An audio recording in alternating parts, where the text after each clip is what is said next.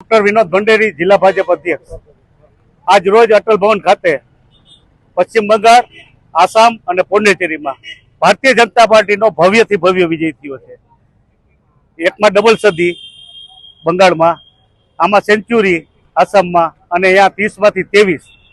આ જીત અમારા ડોક્ટર શ્યામા પ્રસાદ મુખર્જીએ જે વિચાર બંગાળમાં આપ્યો હતો અને જનસંઘની સ્થાપના કરી હતી, અને તેથી જ એ વિચારનો આજે મૂર્તિબંધ થયો છે।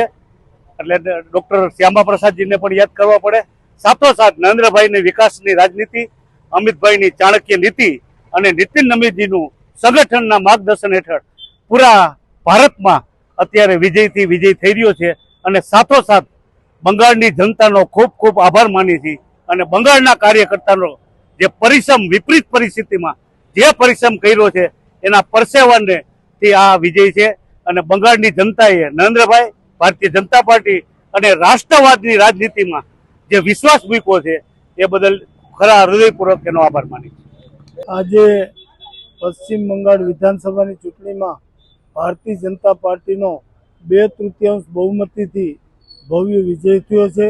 એના માનમાં જામનગર જિલ્લા ભારતીય જનતા પાર્ટીના કાર્યાલય ખાતે કાર્યકરો આનંદથી આ વિજયને વધાવી રહ્યા છે। અહીં કાર્યકરોએ ફટાકડા ફોડ્યા, પેડા વેચી, મોં મીઠા કરાવ્યા અને આનંદથી ઢોલના તાલે નાચ્યા છે। સમગ્ર દેશમાં આજે ખુશીનો માહોલ છે કે બંગાળનો કિલ્લો ભારતીય જનતા પાર્ટીએ નરેન્દ્રભાઈ મોદીના નેતૃત્વ હેઠળ સર કરી અને ખૂબ જ રાજકીય રીતે મહત્ત્વનું કહી શકાય એવી સિદ્ધિ હાંસલ કરી છે, અને એનો દરેક ભારતીય જનતા પાર્ટીના કાર્યકરોને ખૂબ જ આનંદ છે। વર્ષોથી દીદીના શાસનનો અંત આવ્યો, વર્ષોથી મમતા દીદીના એકત્ર શાસનનો અંત આવ્યો છે, અને બંગાળમાં લોકશાહીનો વિજય થયો છે।